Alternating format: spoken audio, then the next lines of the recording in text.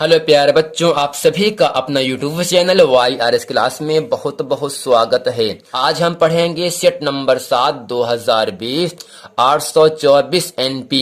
यानी इस सेट में जितने भी खंडका के बहुविकल्पी और अतिलघुत्तरी के महत्वपूर्ण प्रश्न हैं, मैं आज उन सभी प्रश्नों को आपके सामने अच्छे तरीके से बताने वाला हूं। प्रश्न नंबर का आपसे कह रहा है, एक लेंस से 0.2 मीटर दूरी रखी वस्तु के आभासी प्रतिबिंब का आवर्धन 0.5 है। यह लेंस होगा 0.1 मीटर फोकस दूरी का अवतल लेंस।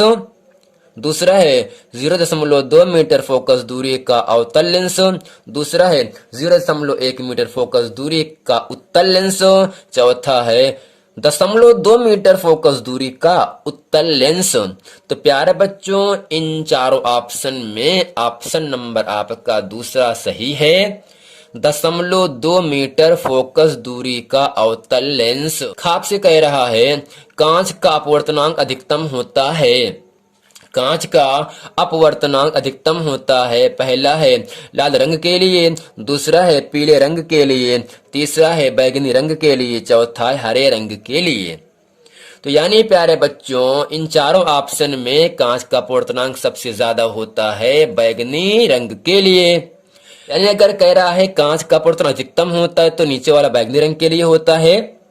अगर यहां से कहता कांच का अपवर्तनांक न्यूनतम होता है, अगर न्यूनतम कहे प्यारे बच्चों तो लाल निशान लगा देना लाल रंग के लिए। अगर अधिकतम कहे तो बैंगनी रंग के लिए आपका होता है कांच का अपवर्तनांक। प्रश्न आपसे कह रहा है, 1 किलोवाट घंटा में कितने जूल होते हैं। इसको आपको ध्यान देना। ये प्रश्न जो है एग्जाम की दृष्टि से बहुत ही महत्वपूर्ण प्रश्न है।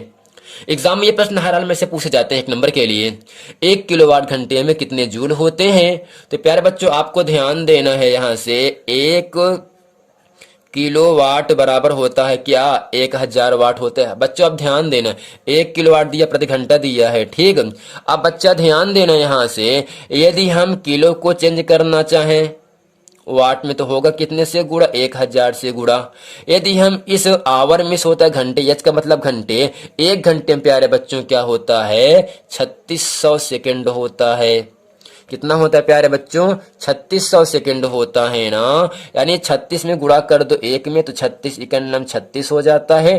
3 जीरो यहाँ, 2 जीरो यहाँ, तो आ गया आपका 5 जीरो आ गया। तो प्यारे बच्चों, जब हम दशमलव लगाएंगे एक अंक के बाद 3.6। अब बच्चा ध्यान देना, दशमलव के बाद कितने अंक हैं, 1 6 2 3 4 5 6। दशमलव के बाद जितने अंक होते हैं उसकी उतनी पावर लग जाती है। तो यानी 1 किलोवाट घंटे में कितने जूल होते हैं वो आपके सामने मैंने आपको अच्छे तरीके से बता दिया। ऑप्शन नंबर जिसमें चौथा सही होगा, 3.6 गुणे 10⁻6 जूल। ठीक बच्चा, यानी 1 किलोवाट घंटे में कितने जूल होते हैं, 3.6 गुणे 10⁻6 जूल होता है। घाप से कह रहा है, एक गतिमान इलेक्ट्रॉन उत्पन्न करता है। एक गतिमान इलेक्ट्रॉन उत्पन्न करता है। ऑप्शन पहला है केवल वैद्युत क्षेत्र, दूसरा है केवल चुंबकीय क्षेत्र, तीसरा है वैद्युत एवं चुंबकीय क्षेत्र दोनों, चौथा है कोई क्षेत्र नहीं। तो प्यारे बच्चों ध्यान देना है, गतिमान इलेक्ट्रॉन उत्पन्न करता है। इन चार ऑप्शन में ऑप्शन नंबर आपका तीसरा सही है। वैद्युत एवं चुंबकीय क्षेत्र दोनों क्या करता है, गतिमान इलेक्ट्रॉन उत्पन्न करता है, जो कि इन चारों ऑप्शन में ऑप्शन नंबर आपका तीसरा सही है। जो कि का प्रश्न में काप से कह रहा है प्रश्न प्यारे बच्चों आपके सामने है। इसमें कह रहा है, उत्तल दर्पण में प्रतिबिंब किस प्रकार बनता है। उत्तल दर्पण के दो उपयोग बताना है आपको। यानी उत्तल दर्पण में जो प्रतिबिंब बनता है, जो परछाई बनता है, कैसा बनता है, किस प्रकार का बनता है, और उत्तल दर्पण का दो उपयोग बताना है। चलते हैं इस प्रश्न का उत्तर आपके सामने अच्छे तरीके से हम बताते हैं। तो प्यारे बच्चों, प्रश्न आपके सामने कह रहा है, उत्तल दर्पण में प्रतिबिंब किस प्रकार का बनता है।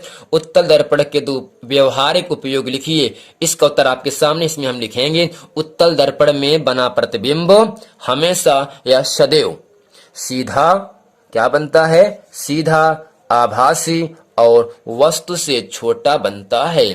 तो प्यारे बच्चों, आपको याद रखना है उत्तल दर्पण में जो प्रतिबिंब बनता है वो हमेशा आपको सीधा बनता है, आभासी बनता है और वस्तु से छोटा बनता है। जब तो इसका दो उपयोग आपके सामने है। इसमें हम लिखेंगे पहला, सामान्यतः वाहनों के पश्च दृश्य दर्पणों के रूप में किया जाता है।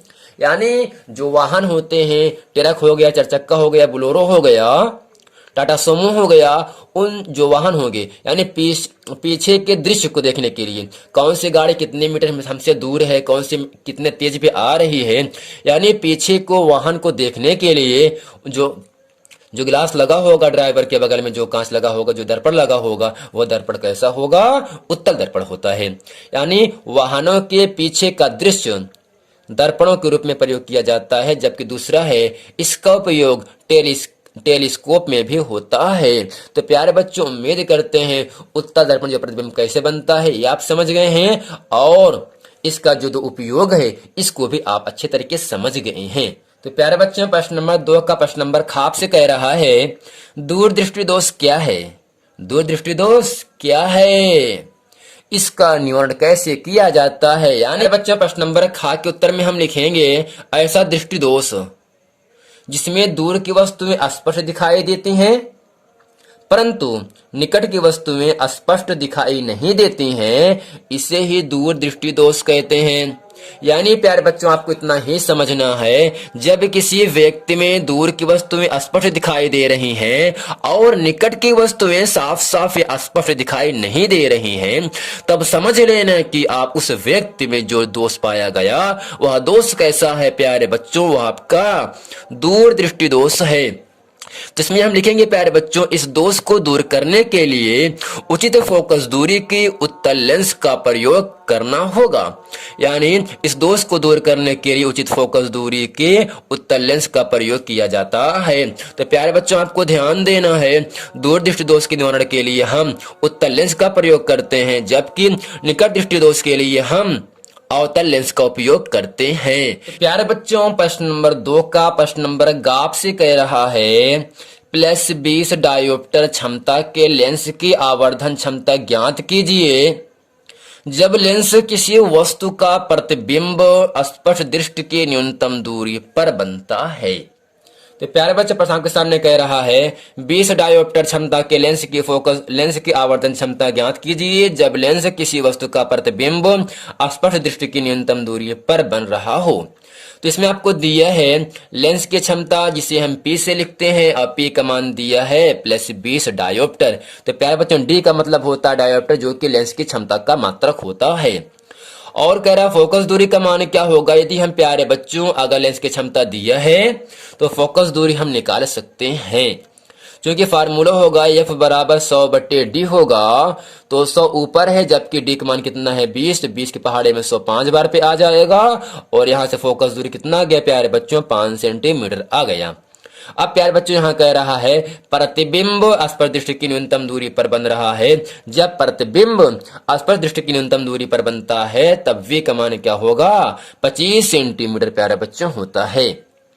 यानी यहाँ आपको V दिया है, F दिया है, तो लेंस के सूत्र से हम U का मान निकाल सकते हैं प्यारे बच्चों। तो इसमें लिखेंगे लेंस के सूत्र से, क्या लिखेंगे प्यारे बच्चों? लेंस के सूत्र से। यहां से 1/F बराबर फार्मूला होगा 1/V - 1/U होता है।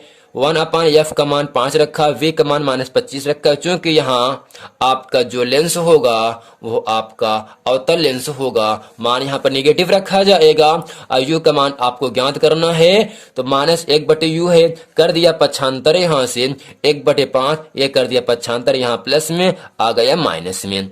यानी 1/U बराबर 25 और 5 के प्यारे बच्चों लासा होगा 25। 25 के पहाड़े में 25 एक बार पे जाता है, 1 से गुणा करेंगे अंश में आ गया यहाँ से -1, जबकि 5 के पहाड़े में 25 5 बार पे आता है, तो आ गया यहाँ से -5 और -1 आ गया -6/25। तो प्यारे बच्चों, मैंने यहाँ से U का मान निकाला है -25/6 आपको मिला। अब यहाँ से प्यारे बच्चों ध्यान देना है, जो आपकी वस्तु की दूरी है -25/6 सेंटीमीटर आया, क्योंकि हम लगा सकते हैं लेंस का आवर्धन, क्योंकि फार्मूला होगा लेंस का आवर्धन फार्मूला होता है M = V/U, जहां V क्या है? लेंस से प्रतिबिंब की दूरी है, यू क्या है, लेंस से वस्तु की दूरी है प्यारे बच्चों। तो यम बराबर वी का मान आपके सामने -25 रखा जाएगा, क्योंकि लेंस आपका अवतल है। और यू का मान आपके सामने यहाँ खुद ही लिखा है, आपने निकाले हैं -25/6 निकाले हैं। तो यहाँ से 25 से 25 कट जाता है, 6 ऊपर चला जाएगा, अर्थात यहाँ पर यम बराबर 6 आ जाएगा, क्योंकि यम क्या है, इस लेंस की आवर्धन क्षमता है। तो प्यारे बच्चों, उम्मीद करते हैं प्रश्न नंबर 2 का खा गा प्रश्न आपको समझ में आया है। यदि प्यारे बच्चों ये वीडियो आपको समझ में आए तो वीडियो को लाइक करें, कमेंट करें, सब्सक्राइब जरूर करें, ताकि आने वाला वीडियो आप तक आसानी से पहुंचता रहे। तो प्यारे बच्चों, आपसे निवेदन है, यदि आपने इसके पहले का वीडियो नहीं देखे हैं तो आप जरूर इसे देख लें। डिस्क्रिप्शन में लिंक दिया है, वहां जाकर आप उस वीडियो को देख लें, ताकि वो सभी प्रश्न वीडियो जितना भी हम बनाए हैं वो सभी प्रश्न आपको समझ में आ जाए, ताकि आप एग्जाम में अच्छे नंबर ला सको। तो प्यारे बच्चों, उम्मीद करते हैं प्रश्न आपको समझ में आए। तो मिलते हैं अगले वीडियो में, तब तक के लिए थैंक यू।